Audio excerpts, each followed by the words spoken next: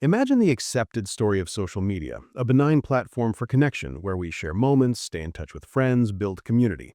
A harmless tool, an amplifier of human intimacy. That story isn't wrong, it's just incomplete. It overlooks a vital variable, attention as currency. Under the surface of likes and shares lies an economic architecture built not to serve you, but to capture you.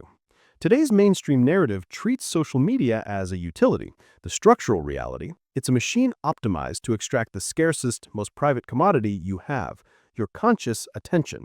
You exchange predictable dopamine release cycles for the illusion of social connection. The cost to you is not merely lost time.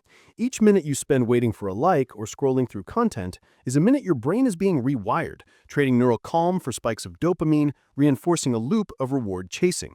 You pay with diluted attention, shrinking tolerance for boredom, frayed impulse control. Your capacity for deep thought, sustained focus, deliberation, quietly eroded. Meanwhile, the entity behind the platform hoovers up engagement metrics, ad revenue, user data. You lose agency, they gain profit. That asymmetry, the dopamine loop, is the core transaction. In November 2017, at an event covered by Axios and widely re-reported, Parker laid out what had driven social media design.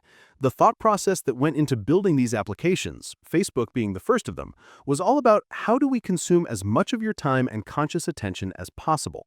He explained that required giving users a little dopamine hit every once in a while, via likes, comments, validation, to encourage them to log in again, post more, stay longer.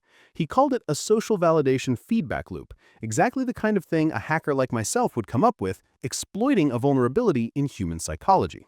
Subsequently, leaks and internal documents from the company, now Meta Platforms Inc., have revealed deeper internal research, slide decks, presentations, internal memos, including findings that their apps, including Instagram, were harmful to teenagers' mental health, and yet were still being optimized for engagement. The mechanism works like this. You post something. The algorithm doesn't show it to all your friends. It shows it to a subset, maybe 10%, maybe 30%, based on who the system predicts will engage. When someone likes or comments, you get a notification. That notification triggers a dopamine release in your nucleus accumbens, the same brain structure activated by cocaine. But here's the exploit. The algorithm learned that uncertainty drives more engagement than certainty, so it doesn't notify you immediately. It batches notifications, delays them, creates what B.J. Fogg at Stanford called variable reward timing. You never know when the hit is coming, so you check constantly. Facebook filed patents on eye tracking in 2013, and we feed you more of what you can't resist. The system isn't responding to what you want, it's manufacturing what you'll want next. Thus, the mechanism is biological, algorithmic, structural, not metaphorical or rhetorical. It is real and it works. This pattern echoes strategies used by earlier vice industries, gambling, tobacco, even television.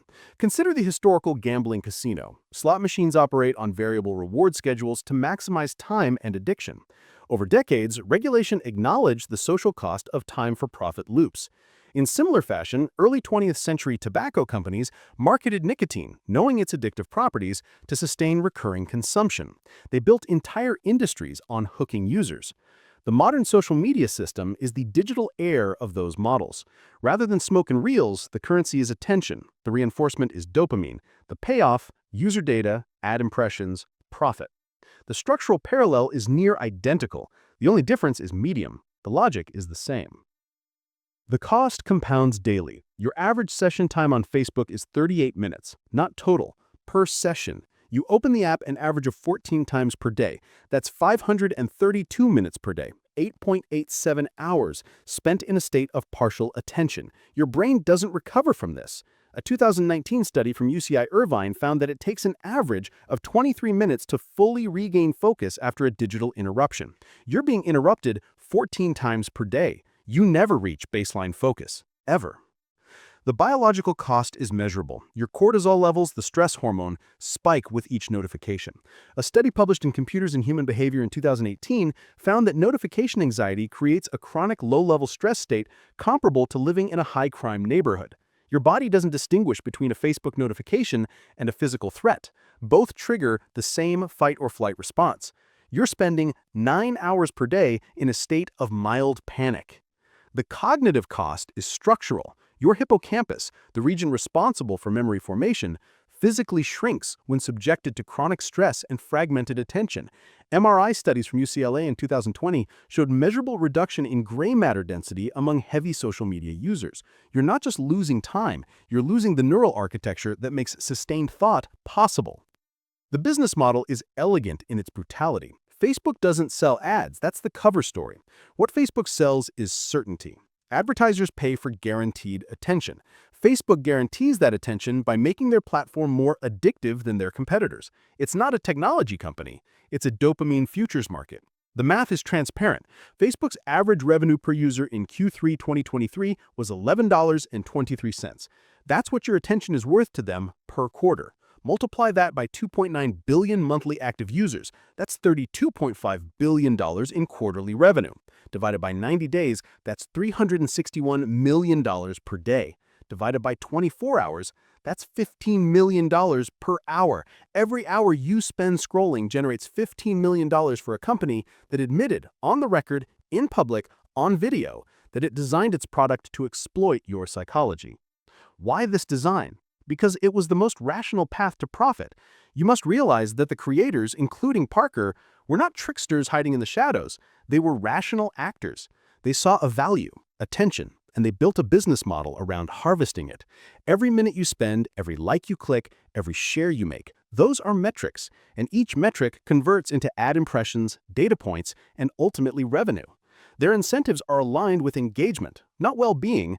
They earn when you stay. They earn more if you return. They earn most when you never leave. So this is not conspiracy. It is capitalism optimized for attention. The platform doesn't need to want to addict you. It simply follows the incentive structure. In that sense, it is deeply rational and terrifyingly efficient. You may close this documentary, but the loop does not end there. Recognizing the system not as an external enemy, but as an invitation to self-examination is the first act of reclamation. If we understand how attention is mined, we can begin to value it again as a resource we control. We cannot merely blame the architects. We must locate the escape hatch.